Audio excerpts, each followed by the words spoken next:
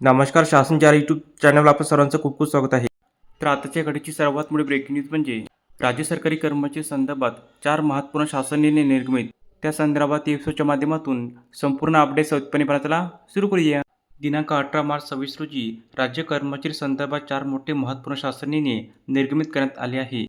पदोन्नतीने सुधारित पदस्थापना, सहाय्यक अधीक्षक, मुख्य लिपिक, कनिष्ठ लेखापरीक्षक, लेखापाल गट क या संवर्गात अधीक्षक व तत्सम सामान्य राज्य सेवा गट ब प्रशासक शाखा या संवर्गात पदोन्नतीने सुधारित पदस्थापना देण्यास मंजुरी देण्यात आली आहे.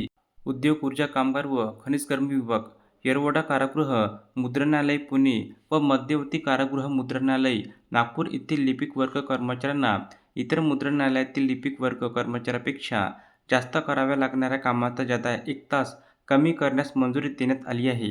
अन्न, नागरी पुरवठा व ग्राहक संरक्षण विभाग, सीधा वाटप अधिकारी, मुख्य निरीक्षक अधिकारी गट ब राजपत्रित या संवर्गातील अधिकारी आणि कर्मचारी यांची दिनांक 1/1/26 रोजी स्थिती दर्शविणारी अंतिम सेवा ज्येष्ठता यादी प्रसिद्ध करण्यात आली आहे. कौशल्य, रोजगार, उद्योजकता व नाविन्यता विभाग, राज्यातील अशासकीय अनुदानित व्यावसायिक शिक्षण व प्रशिक्षण संस्थेमधील शिक्षक आणि शिक्षकेतर कर्मचाऱ्यांच्या भविष्य निर्वाह निधी वरील व्याज प्रदानाची ₹54,60,55,000 इतकी रक्कम पुस्तकी समायोजित करण्यास परवानगी देण्यात आली आहे. धन्यवाद.